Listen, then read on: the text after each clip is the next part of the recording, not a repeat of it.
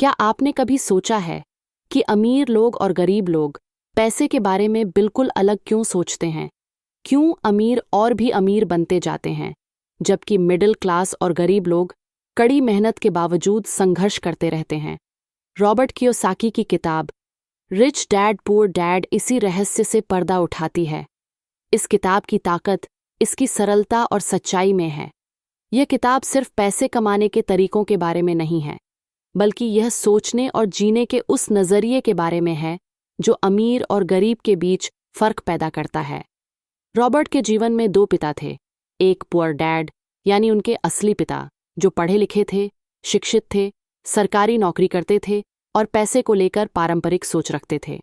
दूसरा rich dad यानी उनके सबसे अच्छे दोस्त माइक के पिता, जो स्कूल ड्रॉप आउट थे लेकिन बहुत अमीर और बिजनेस माइंडेड थे।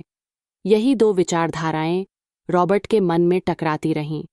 एक ओर डिग्री और नौकरी की सुरक्षा, दूसरी ओर जोखिम, निवेश और वित्तीय स्वतंत्रता।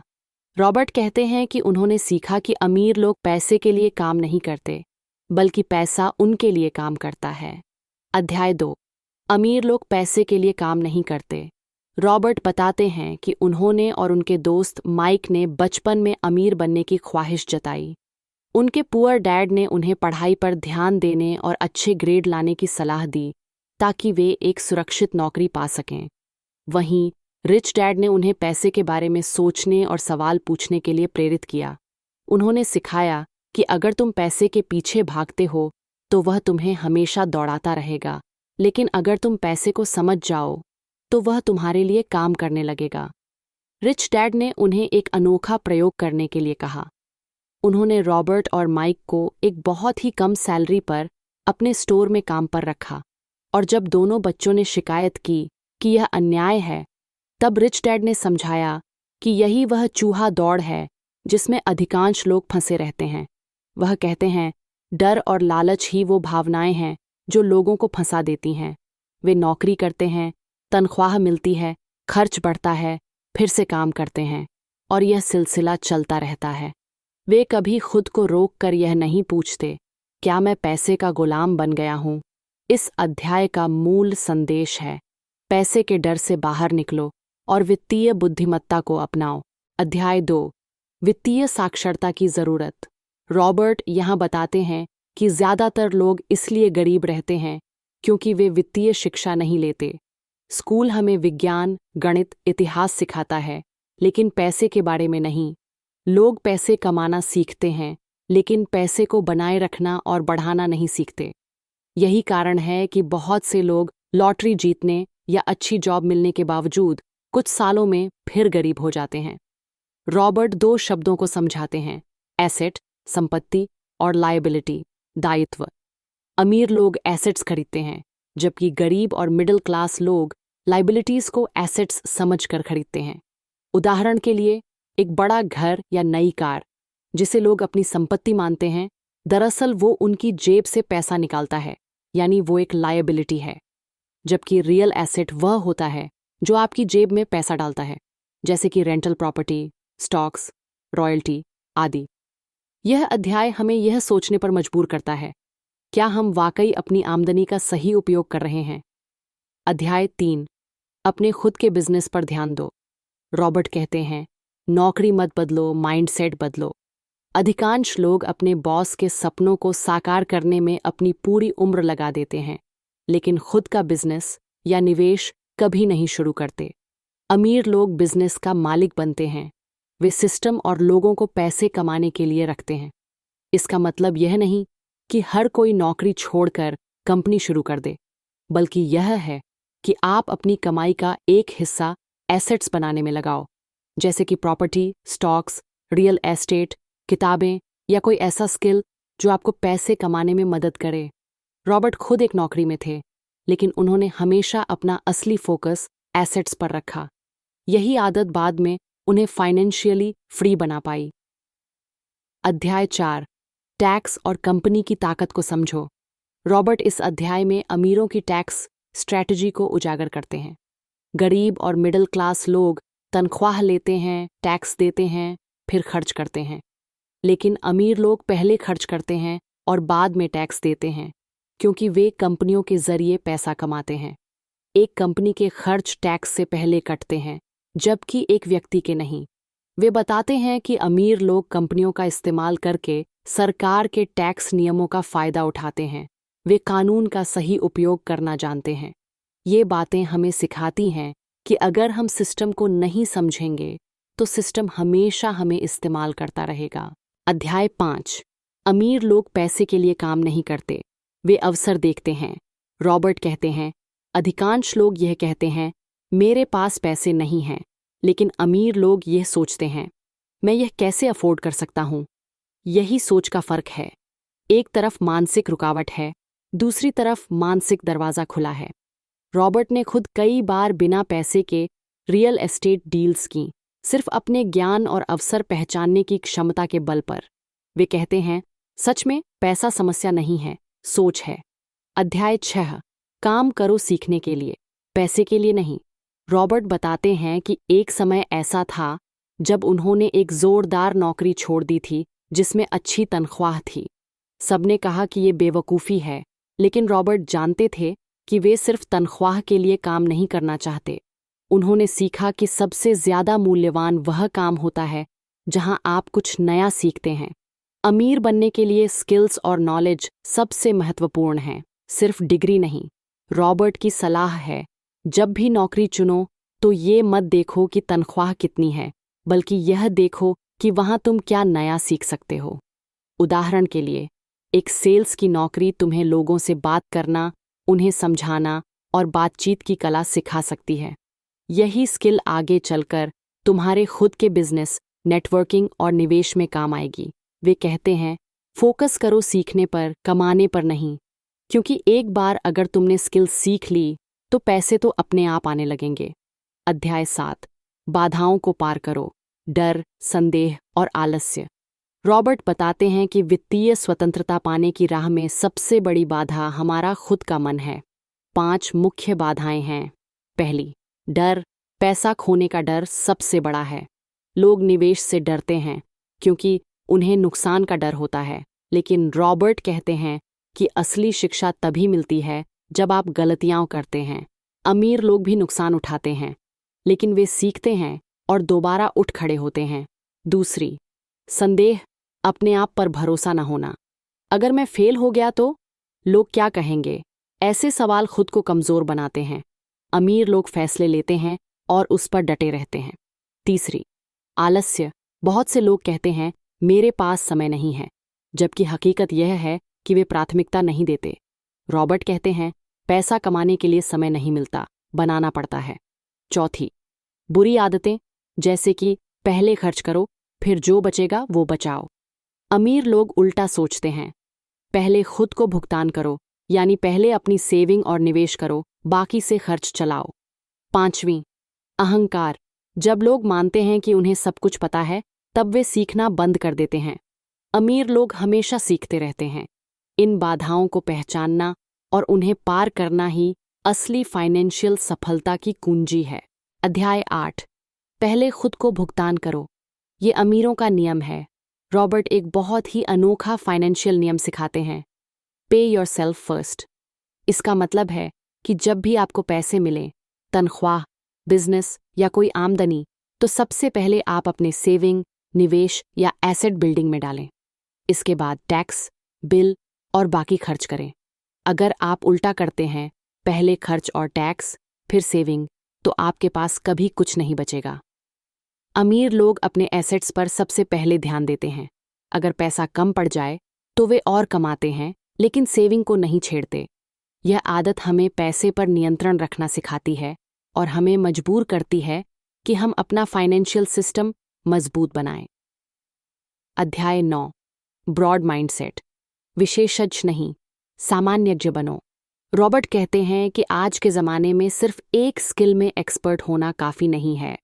अमीर लोग जनरलिस्ट होते हैं, यानी उन्हें कई चीज़ों की समझ होती है।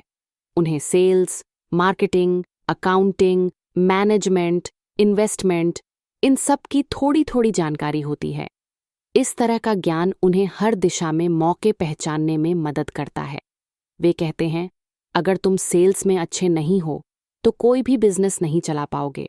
अगर तुम पैसे को मैनेज नहीं कर सकते तो तुम कभी अमीर नहीं बन सकते। इसलिए अगर आप फाइनेंशियल फ्रीडम चाहते हैं तो आपको हर उस चीज़ को सीखना चाहिए जो आपको पैसा कमाने, बचाने और बढ़ाने में मदद करे। अध्याय 10, बाधाएं, रिस्क और सीख। फाइनेंशियल इंटेलिजेंस कैसे बढ़ाएं? रॉबर्ट बताते हैं कि जब आप निवेश की दुनिया में कदम रखते हैं तो आपकी सबसे बड़ी संपत्ति आपकी फाइनेंशियल इंटेलिजेंस होती है। ये एक स्किल है जो अनुभव, सीख और अभ्यास से आती है। वह 4 मुख्य क्षेत्रों का जिक्र करते हैं। पहला, अकाउंटिंग, पैसे की भाषा।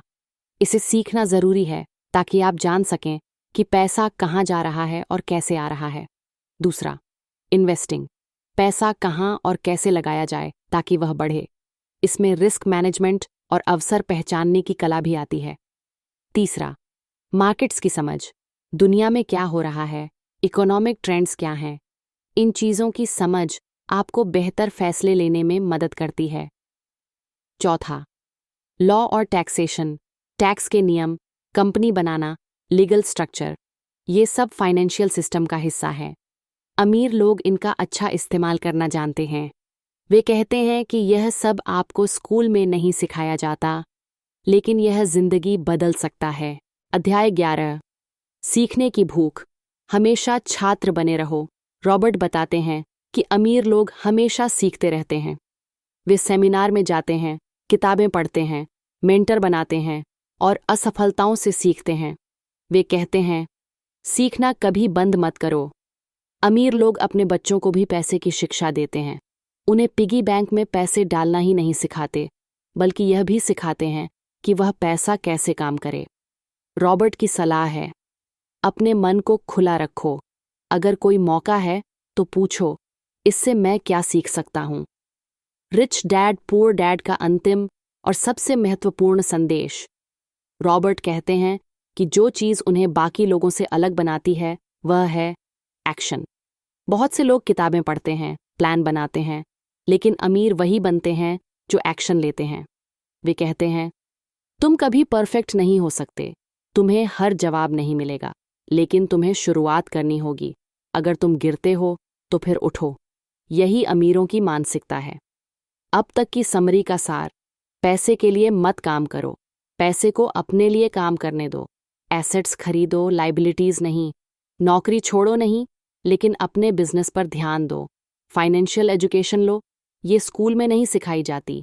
पैसे को लेकर डर, संदेह और आलस्य को हराओ। हर महीने खुद को पहले भुगतान करो। सीखते रहो, बढ़ते रहो, जोखिम लो और एक्शन लो। रिच डैड के अनुसार अमीर बनने के 10 एक्शन स्टेप्स। रॉबर्ट कियोसाकी की किताब का सबसे क्रांतिकारी भाग यही है, जिसमें वह अमीर बनने के लिए 10 व्यावहारिक कदम, एक्शनेबल स्टेप्स, बताते हैं। ये कदम न सिर्फ सोच बदलते हैं, बल्कि व्यवहार में भी बदलाव लाते हैं। पहला स्टेप, एक शक्तिशाली कारण खोजो, वाई जानो। रॉबर्ट कहते हैं कि अगर आपके पास कोई बड़ा कारण नहीं है कि आप क्यों अमीर बनना चाहते हैं, तो आप अपने रास्ते से भटक सकते हैं। सिर्फ पैसे की इच्छा काफ़ी नहीं होती। आपको कोई ऐसा भावनात्मक कारण चाहिए जो आपको प्रेरित करता रहे। उदाहरण के लिए, मैं अपने परिवार को गरीबी से बाहर निकालना चाहता हूँ, या मैं फ्रीडम चाहता हूँ ताकि किसी के अधीन न रहूँ। एक गहरा और व्यक्तिगत वाई आपको हर कठिनाई पार करने की ताकत देता है। दूसरा स्टेप, रोजाना अपनी पसंद की ताकत को इस्तेमाल करो। हर दिन हमें 2 विकल्प मिलते हैं, सीखने का या आराम करने का, खर्च करने का या निवेश करने का, डरने का या कोशिश करने का। अमीर लोग अपने चुनावों को जागरूकता के साथ करते हैं। वे जानबूझकर सीखने, जोखिम लेने और भविष्य के लिए निवेश करने का चुनाव करते हैं। रॉबर्ट कहते हैं, हर रोज आप जो चुनाव करते हैं वही आपका भविष्य बनाते हैं। तीसरा स्टेप, अपने आप को सिखाओ। सीखना कभी बंद न करो। अमीर लोग पढ़ते हैं, मेंटर ढूंढते हैं, ऑडियो बुक्स सुनते हैं और सेमिनार में जाते हैं। रॉबर्ट बताते हैं कि उन्होंने पढ़ने की आदत कभी नहीं छोड़ी। वे खुद को परपेचुअल स्टूडेंट यानी आजीवन छात्र मानते हैं। अगर आपको निवेश की समझ नहीं है, सीखो। अगर आपको टैक्सेशन नहीं आता, पढ़ो। अगर सेल्स नहीं आती, जॉब करो और सीखो। चौथा स्टेप, अपने आप पर नियंत्रण रखो। आत्म अनुशासन। रॉबर्ट कहते हैं, सबसे बड़ी संपत्ति है आत्म अनुशासन। अगर आप 1 लाख रुपये कमाते हो लेकिन 1.10 लाख खर्च करते हो तो आपकी फाइनेंशियल स्थिति कभी नहीं सुधरेगी। अमीर लोग पहले सेव करते हैं, फिर खर्च करते हैं। वे डिले ग्रेटिफिकेशन यानी आज का सुख टालकर भविष्य को सुरक्षित करना सिखाते हैं। 5वां स्टेप, एक मजबूत सलाहकार चुनो। मेंटोरशिप। अमीर लोग सलाह मांगते हैं, लेकिन सही लोगों से। रॉबर्ट कहते हैं कि उनके जीवन में उनके रिच डैड सबसे बड़े मेंटर थे। उन्होंने उन्हें एसेट्स, पैसे की भाषा और अवसर पहचानने की कला सिखाई। अगर आप फाइनेंशियल स्वतंत्रता चाहते हैं तो किसी ऐसे व्यक्ति से सीखो जिसने वह हासिल किया हो जो तुम चाहते हो। 6वां स्टेप, पहले सीखो फिर काम करो। हर काम में कुछ नया खोजो। रॉबर्ट ने खुद कई तरह की नौकरियां की। वह ज़ीरॉक्स में सेल्समैन रहे, कई कंपनियों में अकाउंटिंग का काम किया। उनका उद्देश्य पैसा कमाना नहीं, स्किल्स सीखना था। वे कहते हैं, जब आप काम कर रहे हो तब सिर्फ पैसे के लिए ना करें, हर जगह से कुछ सीखो जो आगे काम आए। 7वां स्टेप, एक्शन लो। सिर्फ सोचो मत, करो। यह बहुत अहम कदम है। बहुत लोग प्लान बनाते हैं, सोचते हैं, लेकिन कुछ करते नहीं। अमीर लोग फेल होने से नहीं डरते, वे तेजी से सीखते हैं, प्रयोग करते हैं और एक्शन लेते हैं। रॉबर्ट कहते हैं, आप कभी भी पूरी तरह तैयार नहीं होंगे, लेकिन शुरुआत करें, यहीं से सफलता शुरू होती है। 8वां स्टेप, असफलता को शिक्षक मानो। हार से मत डरो। रॉबर्ट का मानना है कि असफलता सबसे बड़ा शिक्षक है। अमीर लोग उससे डरते नहीं, बल्कि उसका इस्तेमाल सीखने के लिए करते हैं। उन्होंने खुद कई बार पैसे गंवाए, लेकिन हर बार कुछ नया सीखा। वे कहते हैं, गिरना गलत नहीं है, लेकिन उठना छोड़ देना असली हार है। 9वां स्टेप, हीरोज से प्रेरणा लो। रोल मॉडल्स अपनाओ। रॉबर्ट बताते हैं कि वे वॉरेन बफेट, बिल गेट्स और उनके रिच डैड जैसे लोगों से प्रेरणा लेते थे। वे उनकी किताबें पढ़ते थे, इंटरव्यू सुनते थे और सोचते थे, अगर वे कर सकते हैं तो मैं क्यों नहीं। आपका दिमाग किसी उदाहरण को देखकर तेजी से सीखता है, इसीलिए हमेशा अच्छे रोल मॉडल को फॉलो करो। 10वां स्टेप, एक मौका तलाशो। हर समस्या में अवसर देखो। रॉबर्ट के अनुसार अमीर लोग संकट में भी अवसर ढूंढते हैं। वे बाजार की गिरावट को खरीदने का मौका मानते हैं और डर के समय निवेश करते हैं। वे हमेशा सवाल करते हैं, इससे मुझे क्या सीखने को मिलेगा। गरीब लोग रुकावट देखते हैं, अमीर लोग रास्ता ढूंढते हैं। संपूर्ण विचार, अमीरी पैसे से नहीं, सोच से आती है। रॉबर्ट बार बार यह दोहराते हैं कि अमीरी बैंक अकाउंट से नहीं, सोचने के तरीके से आती है। उनके अनुसार अमीर लोग एसेट्स बनाते हैं। वे पैसे को साधन मानते हैं, लक्ष्य नहीं। वे लगातार सीखते हैं और एक्शन लेते हैं। वे अपने माइंडसेट को मजबूत करते हैं, डर, संदेह और आलस्य से लड़ते हैं। वे सीखने के लिए काम करते हैं, पैसे के लिए नहीं। वे निवेश करना जल्दी शुरू करते हैं ताकि कंपाउंडिंग काम करे। वे अपने बच्चों को भी फाइनेंशियल एजुकेशन देते हैं। रिच डैड, पुअर डैड का अंतिम संदेश, the single most powerful asset we all have is our mind. If it is trained well, it can create enormous wealth. यानी सबसे शक्तिशाली संपत्ति हमारा दिमाग है। अगर उसे सही दिशा दी जाए तो वह अमीरी खुद बना सकता है। अगर आप भी अमीर बनना चाहते हैं तो यह किताब केवल एक बार सुनना काफ़ी नहीं, इसे बार बार सुनो और हर बार सीखने पर ध्यान दो। अगर आपको ये वीडियो पसंद आया तो लाइक करना न भूलें।